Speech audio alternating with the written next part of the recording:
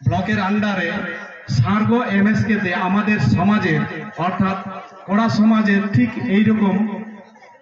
এইরকম হয়নি।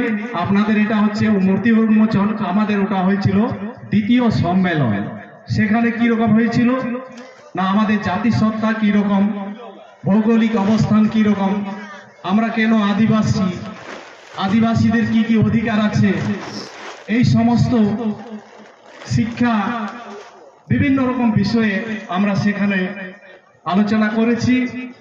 আবার আমরা ভবিষ্যতে আবার এইরকম বড় বড় মঞ্চ তৈরি করব। আমরা বিগত কয়েক বছর আগে পুরুলিয়াতে আমরা অল আদিবাসী ইউনাইটেড ফোরামের পক্ষ থেকে একটা সম্মেলন ডেকেছিলাম। আপনারা দেখেছিলেন, গেছিলেন অনেকেই।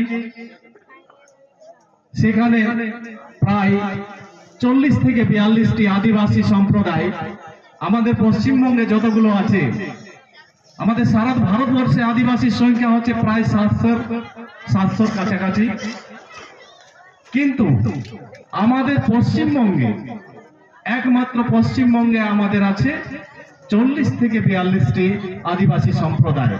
তার মধ্যে ভূমিজ সম্প্রদায়, কোড়া সম্প্রদায়, সাঁওতাল সম্প্রদায়, মালি সম্প্রদায়, সবর সম্প্রদায়, মুন্ডা সম্প্রদায়, বিভিন্ন রকমের সম্প্রদায় রয়েছে আমাদের আদিবাসী এসটি সম্প্রদায়।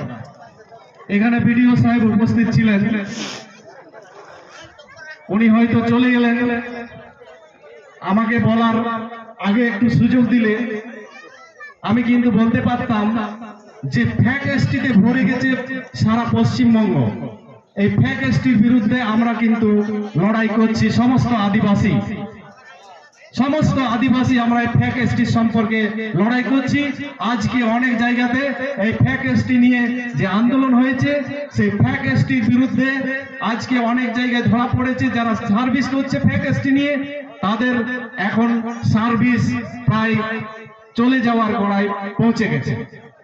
অনেক জায়গাতে সার্ভিস, যেমন একটা আরামবাগ সাইডে একটা হাই স্কুল, মনে পড়ছে না, সেখানে হেডমাস্টার মশাই এবং তার স্ত্রী দুজনেই ওখানকার স্কুলের শিক্ষক মহাশয়, কিন্তু তাদের ফ্যাকাল্টির কারণে তারা কিছুদিন স্কুলে আসতে পারেননি। তাদেরকে ধরা হয়েছে।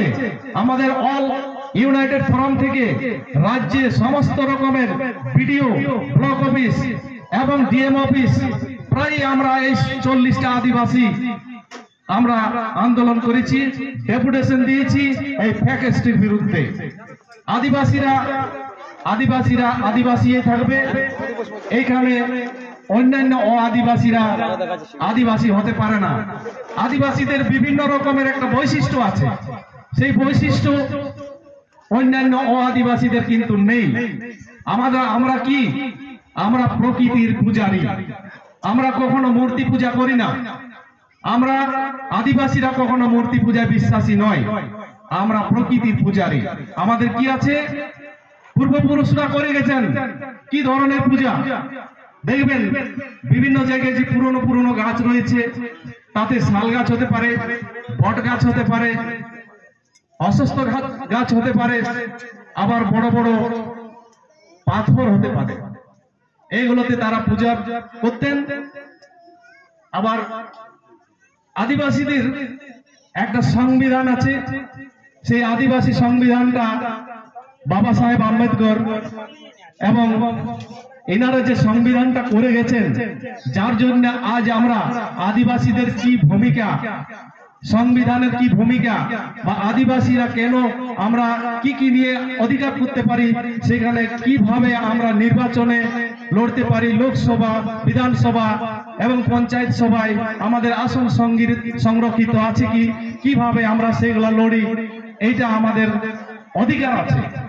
বিভিন্ন অফিস আদালতে আমাদের যে আইন শৃঙ্খলা নিয়ে যে বিভিন্ন রকমের ব্যাপার রয়েছে, যেমন একটা জমি জমার ব্যাপার রয়েছে, ল্যান্ড, যেটা এখন বাবা সাহেব আম্বেদকর তখন যে সংবিধানটা রচনা করেছিলেন, তার পরবর্তীকালে আমাদের সুপ্রিম কোর্ট যে রায় একটা প্রদান করেছিলেন যে আদিবাসীরা অন্যান্য সম্প্রদায়কে জমি হস্তান্তর করতে পারবে না বা বিক্রি করতে পারবে না, এটা ছিল, এটা সুপ্রিম কোর্ট রায় দিয়েছে।